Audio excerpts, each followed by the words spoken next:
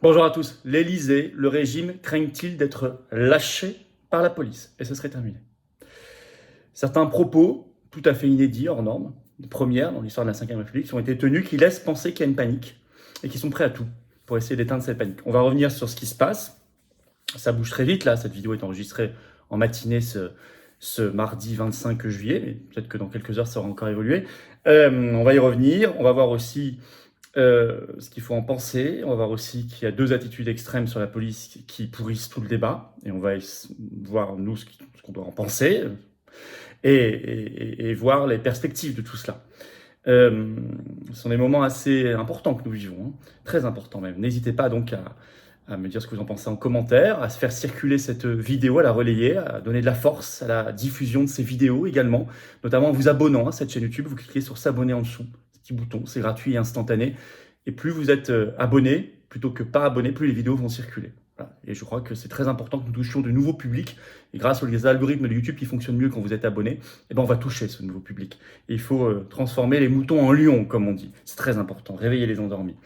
Je vous attends d'ailleurs, on parlera de tant de choses à Arras. Samedi 2 septembre, le 3e grand congrès des Patriotes, entrée gratuite. Ça m'a mis, il y a un formulaire en dessous pour s'inscrire. C'est gratuit, hein, toute la journée. Des tables rondes, des conférences. Nous commençons à donner les noms des invités. Donc je peux vous dire qu'André Berkoff sera là. Il prendra la parole, bien sûr. Gilbert Collard également. Éric Morillo également. Laurent Firod, le réalisateur du Monde d'après, le Monde d'après 1 et 2, sera là aussi. Voilà, je vous donnerai d'autres noms dans les jours qui viennent, plus tous les patriotes que vous connaissez. Voilà, inscrivez-vous. C'est important, c'est parking 800 places gratuit, sur place, restauration sur place, c'est à 10 minutes à pied de la gare, enfin c'est vraiment très accessible. Il y a plein de covoiturages aussi qui s'organisent. Je vous attends, patriotes. Nous vivons de moments importants, des moments de bascule. Il faut une force authentiquement anti-oligarchique dans ces moments-là, authentiquement. Les patriotes le sont, ils l'ont démontré depuis des années, ils l'ont démontré sur le terrain, pas simplement dans les mots, concrètement. Voilà, et en faisant le rassemblement, concrètement. C'est ça, la force patriote. Je vous attends.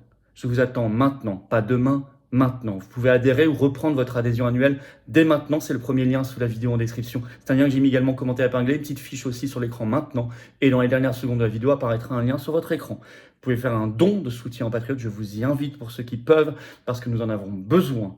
Nous en avons besoin, je vous le dis, comme je vous le dis, notamment pour Arras, qui a coûté plusieurs dizaines de milliers d'euros, toutes les manifs, 150 manifs nationales organisées depuis octobre 2020, plus partout dans les départements. Nous avons les européennes à préparer l'an prochain qui vont coûter plus d'1 million d'euros, rien que pour avoir des bulletins de vote, etc. Le don, c'est le deuxième lien pour faire un don au mouvement, c'est le deuxième lien sous la vidéo en description. Dons, adhésion, réadhésion sont défiscalisés aux 2 tiers pour vous. En plus des cadeaux qu'on ajoute sur certains montants, vous allez voir sur notre site. 2 tiers de défiscalisation, c'est-à-dire que si vous mettez 60, ça vous coûte 20, si vous mettez 600, ça vous coûte 200. Si vous mettez 6000, ça vous coûte 2000, si vous mettez 100, ça vous coûte 33, si vous mettez 20, ça vous coûte 660, etc. etc. Vous avez compris. Et vous serez mis en tant qu'adhérent, réadhérent, en relation avec des gens qui pensent comme vous à côté de chez vous, vous serez dans le combat ensemble. C'est beau. Allez, bravo, donateurs, réadhérents, bienvenue aux nouveaux adhérents patriotes. Alors, le régime paniqué par un possible lâchage de sa police. On est peut-être dans une crise la plus profonde de la Ve République. Hein. Il y a une fronde. Le signe qu'ils savent qu'il y a une fronde, c'est qu'ils sont prêts à faire et à dire tout. C'est pas une première d'ailleurs. Et on a une policière responsable syndicale qui a dit, avant même le mouvement de Marseille, qui a dit qu'il se préparait quelque chose. Je vais vous expliquer tout cela dans cette vidéo. Le Macronie ne tenant plus que par la force physique, on le sait, il n'y a plus de légitimité populaire. Elle tient par la force physique, on l'a vu lors des Gilets jaunes, manif anti-pass, retraite, etc. Donc la force de sa police, si elle est lâchée, c'est fini. Alors, l'affaire, ce qui a vraiment mis le feu aux poudres là, ça s'est passé dans la nuit du 1er juillet à Marseille, où un jeune homme de 21 ans dit avoir été agressé par des policiers de la BAC. Il évoque un déferlement de violence, je cite les articles de presse. Il a en tout cas constaté par les médecins un traumatisme crânien. Il y a eu un tir de flashball dans la tête directement. Il est tombé sans connaissance par terre, laissé comme cela. Il y a eu des coups de poing, ça c'est sûr. Œil gauche qui ne voit plus. Et mâchoire cassée. Quand même violent. Le 21 juillet, 4 policiers marseillais de la BAC ont été mis en examen.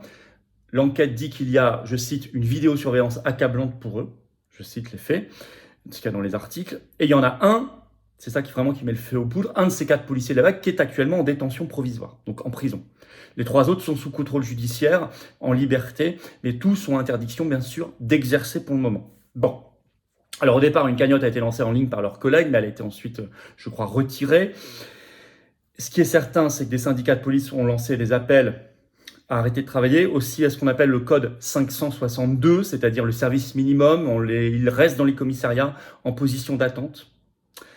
Et certains, beaucoup, se sont mis en burn-out, en arrêt maladie, plusieurs centaines, etc. Ça a commencé à Marseille, mais les syndicats appellent à ce que ça s'élargisse dans toute la France. Et effectivement, ça prend de l'ampleur. Ce 25 juillet, là j'enregistre le matin cette vidéo, article du Monde, le titre « La protestation de policiers s'étend au-delà de Marseille ». Le Monde citant Toulon, Avignon, Nice, et gagne Paris et sa région. Et fait plus rare le Monde, ça concerne aussi maintenant des enquêteurs de la police judiciaire, ainsi que des CRS, les CRS à Versailles, en Gironde et dans le Val d'Oise notamment. Alors le pouvoir macroniste manifestement panique. Et ça se voit, ils sont prêts à tout. Vous savez, ils sont prêts à tout. Déjà, pendant les Gilets jaunes, dès le 17 décembre 2018, donc un mois après le début des Gilets jaunes, ça avait commencé en novembre, ils avaient donné une prime de 300 € aux policiers parce que déjà à l'époque, on parlait d'une fronde de la police. Vous retrouverez les articles de l'époque. Donc prime de 300 € à l'époque pour essayer de calmer le jeu et que la police ne se retourne pas contre le pouvoir. Cette fois, ils utilisent d'abord les mots. On verra si des primes viendront, c'est pas du tout impossible. Hein. Mais pour l'instant, ce sont les mots et ils vont très loin.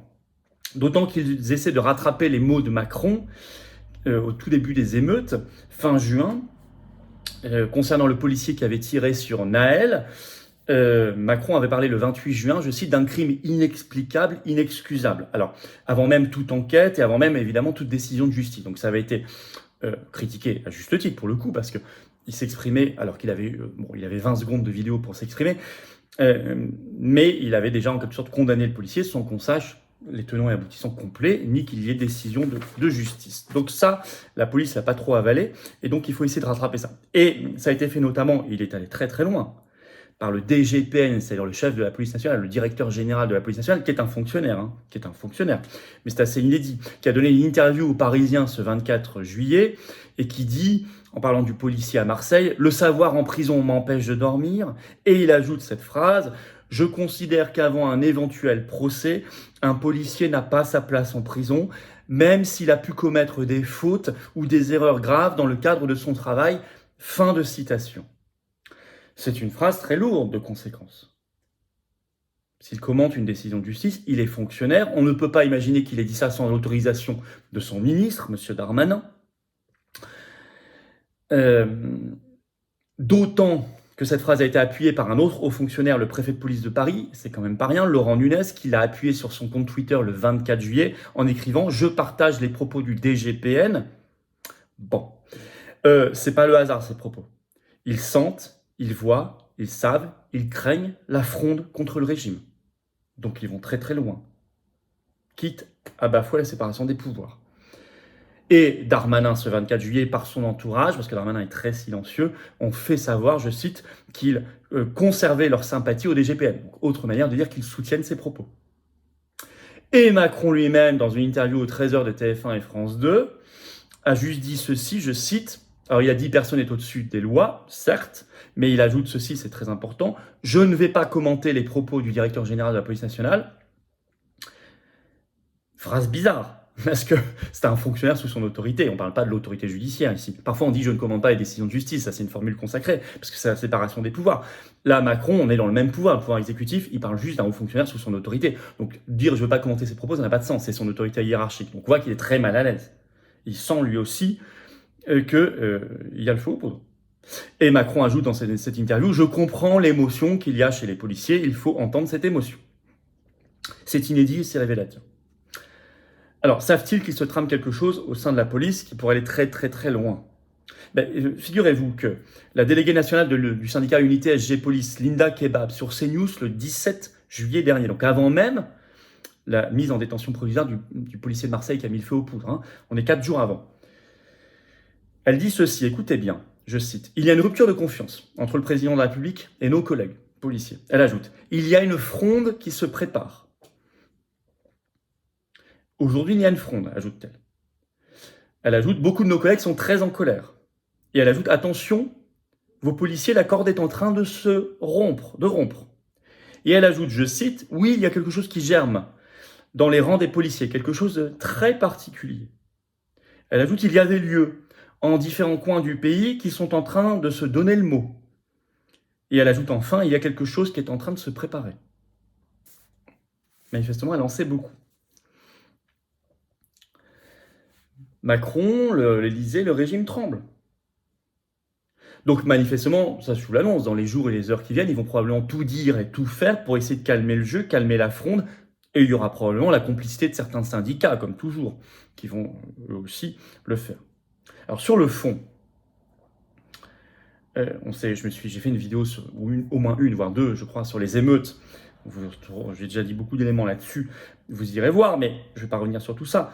Mais je trouve que le débat sur la police a été pris en otage dans notre pays par deux extrêmes. L'un qui dit la police a toujours tort, police tue, qui essentialise, ils sont tous mauvais, racisme systémique ou je ne sais quoi. Et les filles et d'autres, ça n'a évidemment aucun sens. Les policiers travaillent dans des conditions extrêmement difficiles. Les émeutes ont été très difficiles. Il y a eu des centaines de blessés. Enfin, il faut quand même se rendre compte. Et ils ont des payes qui sont quand même pas du tout des payes mirifiques. Bon. Mais d'un autre côté, vous avez un autre extrême qui dit la police a toujours raison. Qui dit oui, ils sont un peu au-dessus des lois, ils ne peuvent pas aller en détention provisoire, etc. La police a toujours raison. Certes, dans la doctrine, la police, avec la gendarmerie, enfin les forces de l'ordre, ont le monopole de la violence légitime, comme on dit dans la doctrine à l'État, mais ça ne veut pas dire qu'ils utilisent forcément toujours bien cette violence légitime. Il ne faut pas confondre les notions. Et là, ça amène à défendre l'indéfendable. Ce qu'on a vu pendant les Gilets jaunes, des yeux crevés, etc., n'était pas défendable. Moi, je l'ai vu de mes yeux dans certaines manifestations, des comportements qui n'étaient pas défendables. Mais à côté, d'autres policiers qui se comportaient extrêmement professionnellement et très bien. Il faut de la nuance, la subtilité. On ne peut pas défendre non plus d'avoir mis la police, des dizaines de milliers de fonctionnaires, au service d'aller contrôler des QR codes sur des terrasses, des masques sur des plages, ou pareil sur des terrasses, de considérer que c'était un bon emploi des forces de l'ordre. Non, non, non, non. Et certains l'ont fait avec un zèle qui n'était pas acceptable. Donc moi, j'essaie d'avoir cette position qui est, à mon avis, la seule défendable. Une position qui est très juste et qui est la seule défendable et qui peut faire retomber la pression. En disant, il faut remettre la police, la gendarmerie au service des vraies causes, pas d'aller fliquer leurs concitoyens qui n'ont rien fait, faire des tâches insupportables qui sont déjà des tâches de crédit social en quelque sorte. Deux, leur donner, ceci dit, si on leur donne des vraies causes difficiles, des vraies missions difficiles, leur donner les moyens de le faire. Et je dis aux policiers qui sont en fronde actuellement, tournez votre fronde vers l'intérêt de la France et des Français à 100%. Vous savez, on aurait aimé cette fronde lorsqu'on vous a demandé justement bêtement d'aller contrôler les passes sanitaires, passes vaccinaux, lorsqu'on vous a demandé d'aller taper sur les manifestants ou les gilets jaunes. Là, on aurait aimé que cette fronde se tourne vers l'intérêt du peuple français et de la France. Et c'est ça qu'on vous demande. Et là, vous trouverez des alliés par millions et dizaines de millions. Nous allons forcément suivre ce qui se passe dans les heures et les jours qui viennent. C'est important. C'est important. En tout cas, la Macronie a peur. La Macronie a peur. Faites circuler, si vous le voulez bien, cette vidéo. N'hésitez pas à la commenter, à la partager, à la pousser dans les recommandations YouTube en vous abonnant à la chaîne. Il suffit de cliquer sur s'abonner en dessous. Profitez-en pour appuyer sur la petite cloche à côté. Une fois que vous êtes abonné, comme ça, vous êtes notifié dès qu'il y a une nouvelle vidéo, un nouveau direct sur cette chaîne. Je vous attends à Arras. Je vous ai donné des premiers noms d'invités participants au Grand Congrès des Patriotes le samedi 2 septembre. Entrée gratuite pour vous, 9h30 à Arras. Le Artois Expo, donc c'est un très beau lieu. Une table ronde, des conférences. Notamment, il y aura André Berkoff. Je suis très heureux, comme des hommes libres. Éric Morillo, Gilbert Collard, Laurent Firot, le réalisateur. Et je vous donnerai d'autres noms chaque fois dans les jours et les semaines qui viennent. Dès qu'ils sont confirmés, je ferai un grand discours. Venez. Voilà, c'est le lien pour s'inscrire. Il faut s'inscrire, c'est plus simple. Et sous la vidéo, en description, ça prend 5 secondes. Si vous venez à deux, essayez de vous inscrire 2 fois, etc. C'est plus simple pour nous. Je vous attends, patriotes. Voilà, je vous attends, patriotes. Nos valeurs de liberté, de paix civile, de souveraineté, de Frexit, de souveraineté, de libération sont là. D'humanité aussi, sont là. On se bat pour nous, mais pour ceux qui viennent après nous. Et par respect pour ceux qui sont tombés avant nous pour nous. Et on se bat pour nous, nos situations, mais aussi pour des principes, des valeurs qui sont au-dessus de nous, de transcendance, le beau, la liberté, la France éternelle et libre, l'humanité vraiment humaine. C'est votre combat, c'est notre combat, il est anti-oligarchique, il est de résistance, il est maintenant. Je vous attends. Le lien pour adhérer, surtout que nous vivons peut-être des moments historiques. C'est le moment de venir.